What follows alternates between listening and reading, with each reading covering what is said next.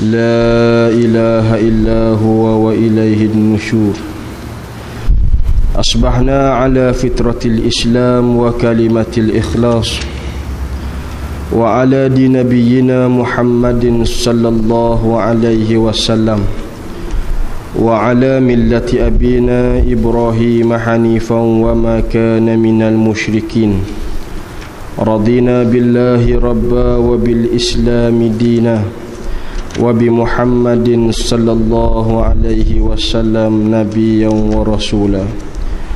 لقد قال الله سبحانه وتعالى في كتابه العزيز بعد أن أعوذ بالله من الشيطان الرجيم وإذا لقوا الذين آمنوا قالوا آمنا وإذا خلوا إلى شياطينهم قالوا إنا معكم إنما نحن مستهزئون الله يستهزئ بهم ويمدهم في طغيانهم يعمهون. صدق الله العظيم.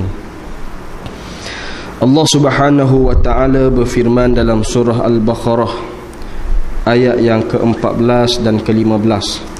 Maksud firman Allah Subhanahu wa ta'ala, dan apabila mereka berjumpa dengan orang-orang yang beriman, mereka mengatakan kami telah beriman, dan apabila mereka kembali kepada syaitan-syaitan mereka, mereka pula berkata sesungguhnya kami sependirian dengan kamu, kami hanyalah berolok-olok sahaja di hadapan orang-orang yang beriman. Maka Allah Subhanahu wa ta'ala akan membalas olok-olok mereka itu dan membiarkan mereka terumbang-ambing di dalam kesesatan.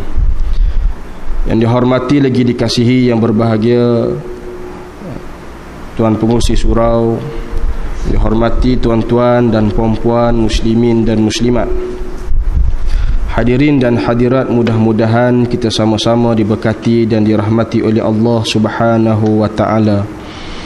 Pertama dan buat selamanya, marilah sama-sama kita merafakkan, mengucapkan setinggi-tinggi rasa syukur kita kepada Allah Subhanahu wa ta'ala, kerana alhamdulillah di atas taufik dan hidayah daripada Allah dapat sama-sama kita menunaikan kewajipan kita kepada Allah Subhanahu wa ta'ala. Ia merupakan zaman yang dipenuhi dengan berbagai-bagai fitnah. Namun begitu, dalam kegawatan fitnah tersebut kita bersyukur kepada Allah Subhanahu wa ta'ala, kerana Allah Subhanahu wa ta'ala telah menggolongkan kita di kalangan golongan-golongan hamba-Nya yang masih istiqamah melakukan perintah dan melaksanakan segala arahan daripada Allah Subhanahu wa ta'ala. Dan mudahan kita berdoa kepada Allah Subhanahu wa ta'ala agar Allah Subhanahu wa ta'ala meneruskan penganugerahan hidayahnya kepada kita, sehinggalah kita menjalani kehidupan kita di atas muka bumi Allah ini dalam keredaan dan juga kerahmatan daripada Allah. Tuan-tuan sekalian, insya-Allah pada pagi ini saya berhajat untuk meneruskan pengajian kita menggunakan kitab Muqaddimah Aqidah Islamiyah, yang kalau tuan-tuan masih ingat pada bulan lepas saya membentangkan apa yang ditulis oleh pengarang, iaitulah yang berbahagia Al-Fadhil Tuan Guru Haji Abdul Hadi Awang, yang meletakkan tentang perkara iman, Islam dan dua kalimah syahadah. Kita sebut dah pada bulan lepas bagaimana setiap seseorang yang ingin memeluk Islam itu, maka tak dapat tidak perkara asas yang perlu dia letakkan ke dalam dirinya ialah apa yang dipanggil sebagai syahadatain ataupun dua kalimah syahadah, dan juga di perkara yang disebutkan tentang iman dan Islam. Alhamdulillah yang telah kita sebutkan pada bulan lepas. Cuma pada pagi ini bab yang seterusnya yang dikemukakan oleh pengarang, iaitulah bab berhubung dengan masalah dengan golongan-golongan yang mengucapkan dua kalimah syahadah. Kita sebut pada bulan lepas asas dan muqaddimah kepada seseorang yang memeluk Islam adalah asas yang dipanggilkan sebagai dua kalimah syahadah dan iman dan Islam. Cuma pada pagi ini ada satu permasalahan yang dikemukakan oleh pengarang berhubung dengan masalah orang yang melafazkan dua kalimah syahadah. Maksudnya tidak semua orang yang melafazkan dua kalimah syahadah tu betul-betul solid, dia tu Islam, dan betul-betul solid yang dia tu beriman pada Allah. Maka dikemukakan oleh pengarang di sini berdasarkan kepada rujukan beliau daripada risalah Al-Imla. Terdapat 4 jenis manusia yang mengucap 2 kalimah syahadah tapi ada masalah. Terdapat 4 jenis golongan manusia yang mempunyai masalah ketika mana mengucapkan 2 kalimah syahadah. Siapa dia mereka yang keempat itu? Disebutkan oleh pengarang. Yang pertama ialah golongan yang mengucap dengan ucapan kalimah tauhid, yakni menyaksikan bahawasanya tiada Tuhan melainkan Allah dan kerasulan Nabi Muhammad sallallahu alaihi wasallam.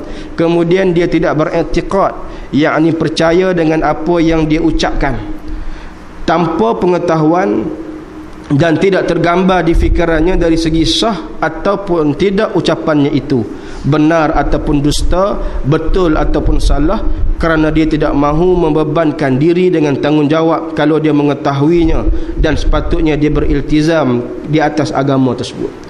Maksudnya golongan yang pertama ni tuan-tuan sekalian ialah golongan yang melafazkan 2 kalimah syahadah.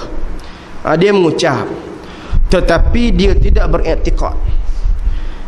Dia mengucap tetapi dia tidak memahami, tak tahu apa dia tuntutan kepada ucapan 2 kalimah syahadah.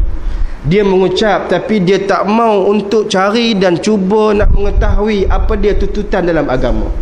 Kerana apa? Dia khawatir, takut dia dibebani dengan tugasan tanggungjawab untuk melaksanakan perintah kepada Allah. Golongan yang pertama ni tuan-tuan sekalian kita lihat melata dalam masyarakat kita hari ini. Orang yang nak mengaku Islam, kalau kita nak kata dia tak Islam, berteka leher dia, nak kata dia tu tetap Islam, tetapi dengan cara dia tu kita nampak dia tidak beriktikad, dia tidak berusaha untuk mengetahui apa yang menjadi tuntutan kepada dia sebagai seorang yang telah menganut Islam, apa tuntutan dia sebagai seorang Muslim, dia tak mau ambil tahu. Sedangkan Nabi SAW telah bersabda dalam satu hadis, Nabi bersabda, iza aslamal mar'i fahasuna islamu, atau kama qala alaihi salatu wassalam. Rasulullah bersabda, apabila Islamnya seseorang manusia, maka fahasuna islamu, dia kena buat terbaik untuk Islam dia. Kalau kita sembahyang, kita kena sembahyang yang terbaik ketika mana menghadap Allah. Kalau kita tengah berpuasa, kita kena berpuasa dengan puasa yang paling sempurna. Janganlah kita puasa hanyalah sebagaimana disebutkan oleh Nabi, mendapat lapar dan dahaga semata-mata. Disebabkan apa? Seluruh anggota tubuh badan dia tak berpuasa, dia hanya tahan lapar dan minum ya. Kalau kita menunaikan haji, kita buat haji yang sesempurna mungkin. Kalau kita mengeluarkan zakat, kita bagi pemberian yang paling terbaik daripada kita. Jika sekiranya kita orang yang berjuang di atas jalan Allah, kita berjuang sampai mati-matian menanti dan mengimpikan kalimah syahid daripada Allah Subhanahu wa taala sampai ke tahap tu. Iza aslamal mar'i fahasuna Islam. Bila orang tu dah masuk Islam, dia tak boleh ambil buat tak tahu apa dia tuntutan kepada agama dia. Jika dia buat tak tahu apa yang dituntutan kepada agama dia, maka disebutkan oleh pengarang, golongan ini adalah golongan yang bermasalah dalam melafazkan 2 kalimah syahadah. Sedangkan tuan-tuan sekalian, kita kena ingat bagaimana Allah Subhanahu wa taala memerintahkan kepada kita golongan mukallaf, yakni golongan yang telah diwajibkan melaksanakan perintah Allah ni. Tidaklah sesuatu perintah Allah tu sesuatu yang susah. Kan kita selalu duk baca la yukallifullahu nafsan illa usaha. Maksudnya tidak, ni bukti tuan-tuan sekalian, dalil daripada Al-Quran. Tidak la yukallifullah, tidak Allah taklifkan. Taklif ni tidak Allah wajibkan kepada kita. La yukallifullahu nafsan illa usaha. Tidak Allah taklifkan ataupun tidak Allah wajibkan kepada kita ibadat yang tidak kita mampu buat, melainkan semuanya ibadat yang diwajibkan oleh Allah itu ialah ibadat yang dimampu dilakukan oleh manusia. Kita sembahyang tuan-tuan sekalian, sembahyang ni semua orang boleh buat. Kalau ada orang kata, ustaz saya minta maaf boleh bayang 3 kali ya sehari semalam, 2 kali lagi tak boleh, yang ni tuan-tuan sekalian kena panggil dia datang mengaji. Sebab apa? Orang lain boleh buat. Masalah yang kata tak boleh tu Allah taklif, ataupun Tuhan, mana-mana Tuhan yang taklif sesuatu yang tak boleh, maksudnya manusia tak boleh buat. Sebagai contoh, kawan kita yang saya pernah sebut contoh,